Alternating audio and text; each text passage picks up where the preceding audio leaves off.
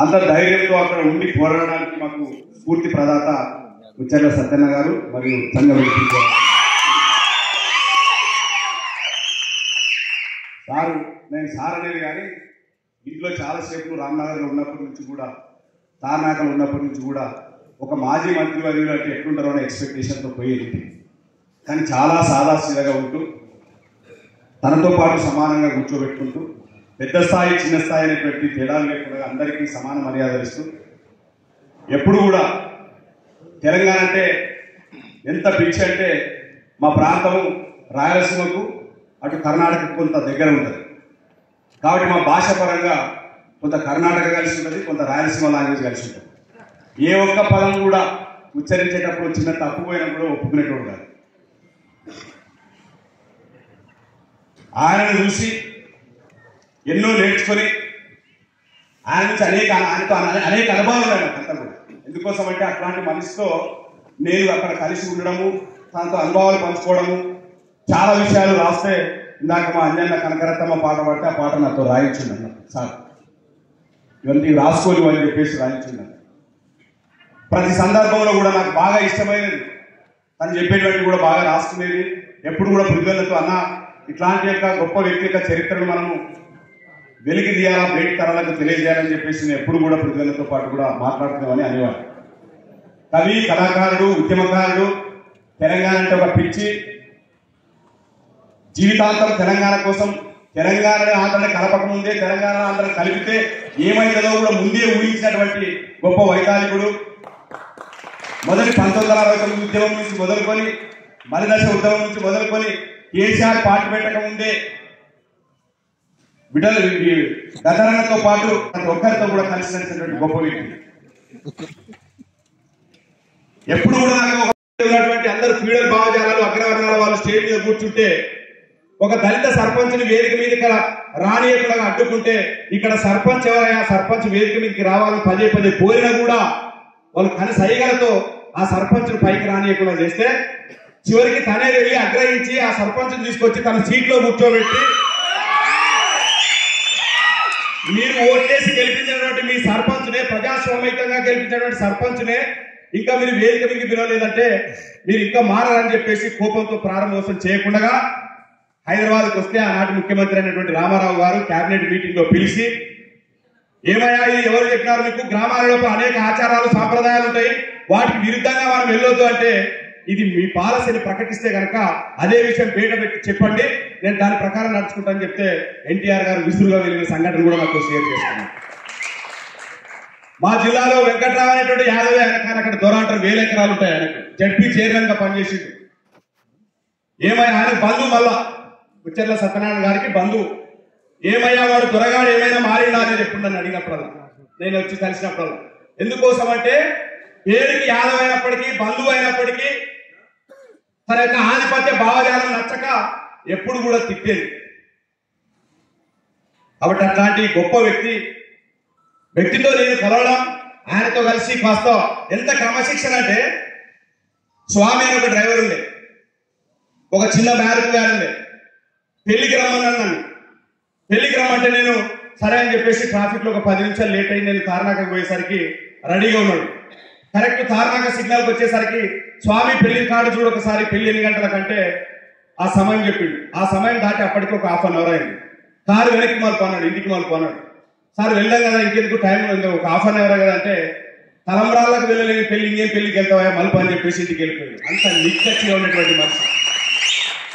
నేను అనుకుంటా రాబోయే భవిష్యత్తు తరాల్లో ఇంత నీతిగా, ఇంత నిజాయితీగా, ఇంత చిత్తశుద్ధితో ఉన్నటువంటి మనిషి ఇంకా రాబోయే జనరేషన్ తెలుసుకుంటే ఇది కలయా నిజమా, గాంధీజీ గురించి ఆయన ఇచ్చినట్లు రాబోయే జనరేషన్ వాళ్ళు ఇట్లాంటి వ్యక్తి ఉన్నాడు అనే రక్త మాంసంతో పుట్టి భూమి మీద నిలబడడానికి ఎట్లయితే నమ్మరో, తెలంగాణలో కూడా ఇట్లాంటి వ్యక్తి పుట్టి ఒక రక్త మాంసాలతో పుట్టి ఇంత నీతితో నిజాయితీతో ఎక్కడ కూడా 1% కూడా కాంప్రమైజ్ కాకుండా ఈరోజు ఉదయం ఎందుకో ఎప్పుడు బుక్ ఉంటుంది, ధిక్కార కిరటం అని చెప్పి బుక్ ఉంటుంది. చాలా మంది అంటున్నారు కానీ తెలియదు, ఇప్పుడిప్పుడే బయటకు వస్తుందని. నేను అనుకుంటున్నా తెలంగాణ గురించి చదివే వ్యక్తి, తెలంగాణ గురించి మాట్లాడాల్సిన ప్రతి వ్యక్తి, తెలంగాణ చరిత్ర గురించి మాట్లాడాల్సిన వ్యక్తి మొట్టమొదటిగా తెలుసుకోవాల్సిన వ్యక్తి ముచ్చర్ల సత్యనారాయణ గారు.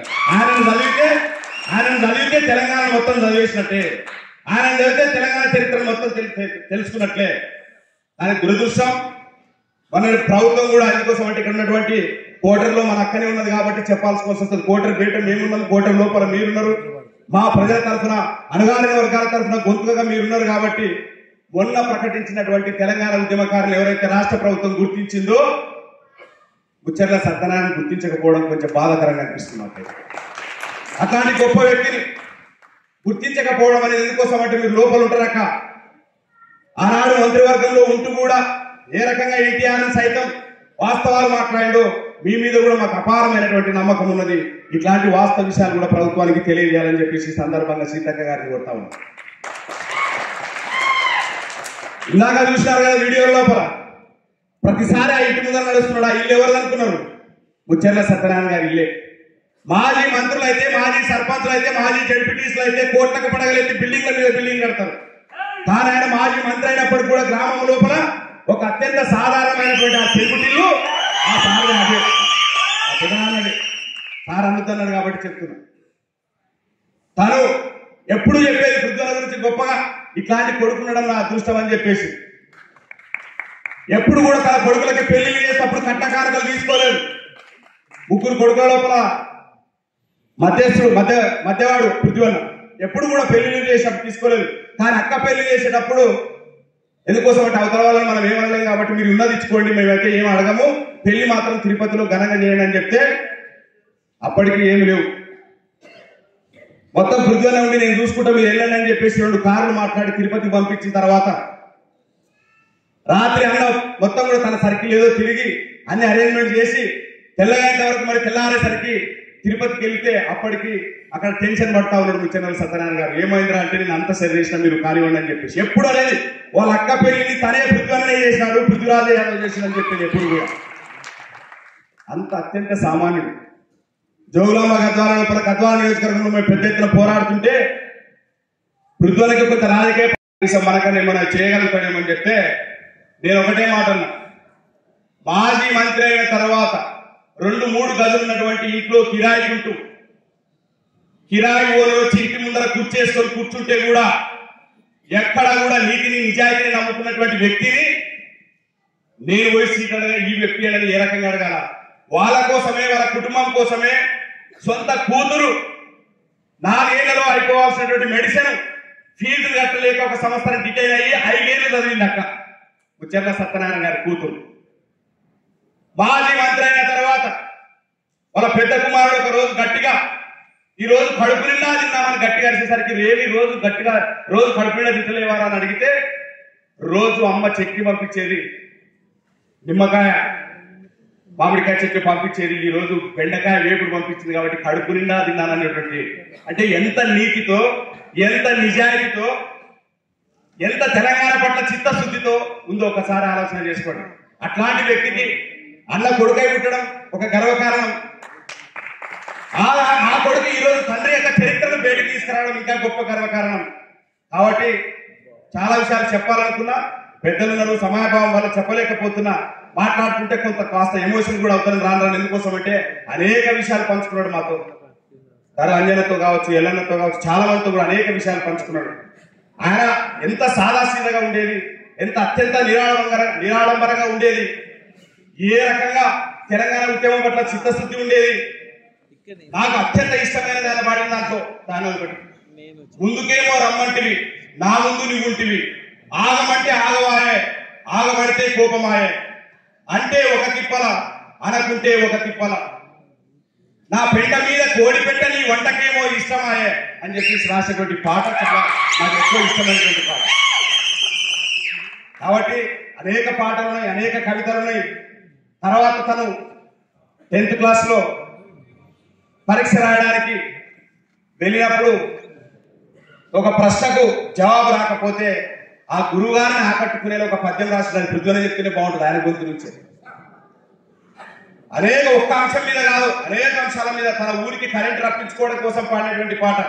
తను ఒకసారి గడ్డం చేయించుకోవడానికి నాతో పంచుకున్నటువంటి హెయిర్ స్టైల్ షాప్కి వచ్చేసి గడ్డం చేయించుకొని ఇంటికి నడుచుకుంటూ వెళ్తుంటే ఒక ఆఫీసర్ కార్ ఆపి, మీరేం సార్ ఈ రామ్నగర్ ఏరియాలో ఇక్కడ నడుచుకుంటూ తిరుగుతున్నారు, మీరు ఉండాల్సింది ఒక మాజీ మంత్రిగా ఎక్కడో జూబ్లీహిల్స్ లో పంజాగుట్టలో ఉంటారు కదా, ఈడ ఉండాల్సి వచ్చిన అవసరం ఏమింది అని చెప్పేస్తే నడుచుకుంటా పోతున్నారు అది కూడా అని చెప్పేసి నేను కారిస్తాంటే కూడా తీసుకోలేదు. అంత సాధారణంగా బతికినటువంటి వ్యక్తి ముచ్చర్ల సత్యనారాయణ గారు. కాబట్టి ఆయన చరిత్రను ముందుకు తీసుకురావాల్సిన అవసరం ఉన్నది. వరంగల్ జిల్లా లోపల విగ్రహాన్ని పెట్టాల్సిన అవసరం ఉన్నది. హైదరాబాద్ నడిబొడ్డున పెట్టాల్సిన అవసరం ఉన్నది. తెలంగాణను వ్యతిరేకించినటువంటి సమైక్యవాదుల విగ్రహాలు పెట్టినప్పుడు పుట్టినప్పటి నుంచి తన ఊపిరే తెలంగాణ శ్వాసగా బతికినటువంటి ముచ్చర్ల సత్యనారాయణ విగ్రహం ఎందుకు పెట్టద్దు హైదరాబాద్ నడిబొడ్డున ఈ రోజు నేను ప్రశ్నిస్తా ఉన్నాను. కాబట్టి ఖచ్చితంగా వరంగల్కే కాదు, తెలంగాణ రాష్ట్రానికే కాదు, దేశంలో ఉన్నటువంటి అనేక పరిస్థితుల్లో ములాయం సింగ్ యాదవ్ గారితో కలిసి పనిచేసిండు. ఒక బహుజనవాదిగా, ఒక తెలంగాణ వాదిగా, ఒక కట్టడుగు వర్గాల ప్రశ్నించే గొంతుకగా, ఒక కవిగా, రచయితగా, అనేక పాటలు రాసేటువంటి వాక్యకారులుగా, ఎంతో నాటకాలు వేసేటువంటి వ్యక్తిగా అనేక పాత్రలు గొప్ప సంఘ సంస్కర్తలు కూడా వచ్చాయని.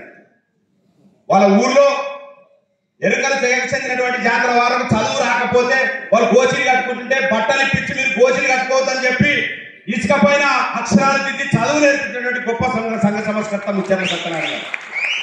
కాబట్టి ఆయనతో కలిసి ఒక కాస్తో కూస్తో మేము అడుగులేసినాం. ఖచ్చితంగా కూడా తండ్రి ఆశయాన్ని కొడుకు ముందుకు తీసుకెళ్తున్నాడు. ఇందాక గద్ద నరసన్న గారు అన్నట్లు ఎప్పుడు ఉద్యమమే కాదు, ఇట్లాంటి వ్యక్తులు శాసన వ్యవస్థలో ఉంటే కూడా తెలంగాణ సమాజానికి మొత్తం మంచి జరుగుతుంది. ఇట్లాంటి వ్యక్తుల పట్ల కూడా మనం అందరం కలిసి ముందడుగు వేయాలా. రాబోయే రోజుల్లో కూడా ఇప్పుడు పంచాయతీ ఎన్నికల సందర్భంగా కూడా ఖచ్చితంగా కూడా మనం అందరం కూడా పోటీ చేయాల్సిన అవసరం ఉన్నది. అట్లాంటి నిజాయితీ పరులు ఇందాక మనం సన్మానించుకున్న వారిగా అట్లాంటి వారిగా మనం కూడా నీతిగా నిజాయితీగా రాబోయే సర్పంచ్ ఎన్నికల్లో పోటీ చేసి కూడా ఒక నీతి గల నిజాయితీ గలటువంటి ఎందుకోసం అంటే పల్లె సీమలే అన్నిటికీ పట్టుకొమ్మలు కాబట్టి, దేశానికి పట్టుకొమ్మలు కాబట్టి ఖచ్చితంగా కూడా పల్లె సీమల లోపల ఒక నీతి నిజాయితీతో చదువుకున్నటువంటి యువత ఓటుకి నోటు వేసుకోకుండా, ఎందుకోసం అంటే నోటికి ఓటు తీసుకోకుండా మనం ఓట్లు వేయించుకోగలిగితే మేము అడిగడ్డ అక్కడ పోరాట సమితి తరఫున మేము 2018 నుంచి పోరాడుతూ ఆ ప్రాంతంలో సీడ్ మాఫియాకు వ్యతిరేకంగా కొట్లాడుతూ మొన్న జరిగినటువంటి ఎన్నికల లోపల ఇండిపెండెంట్ గా పోటీ చేసి ఆ బంగారాన్ని వ్యతిరేకిస్తూ తెల్లంగా వేసుకుంటే కూడా సహించలేనటువంటి బంగారం మధ్య ఉంటూ కింద కూర్చునే సంస్కృతి ఇప్పటికుంటూ అయ్యా దొర బాంచల్ రెడ్డి అని చెప్పేసి కింద కూర్చునేటువంటి సంస్కృతి ఉన్న చోట ఏ ఒక్క రూపాయి లేకుండా, ఏ ఒక్కరికి నోటు లేకుండా, బిర్యానీ లేకుండా, క్వార్టర్ లేకుండా 15,000 ఓట్లు వేయించుకోగలిగామంటే మాకు ఆదర్శంగా కూర్చున్నటువంటి డాక్టర్ పృథ్వీరాజన్న గారే. కాబట్టి అన్న ఆశయాన్ని ఇంకా ఖచ్చితంగా ముచ్చర్ల సత్యనారాయణ గారి ఆశయాలను అన్న ఇచ్చిన ధైర్యంతో కూడా మేమందరం ముందుకు తీసుకెళ్తాం. ఖచ్చితంగా కూడా మేమంతా కూడా అన్న అడుగులో అడిగే వేస్తామని సందర్భంగా తెలియజేస్తూ ఈ అవకాశం మీ అందరికీ పేరు పేరున ధన్యవాదాలు తెలియజేసుకుంటున్నాం. జై తెలంగాణ.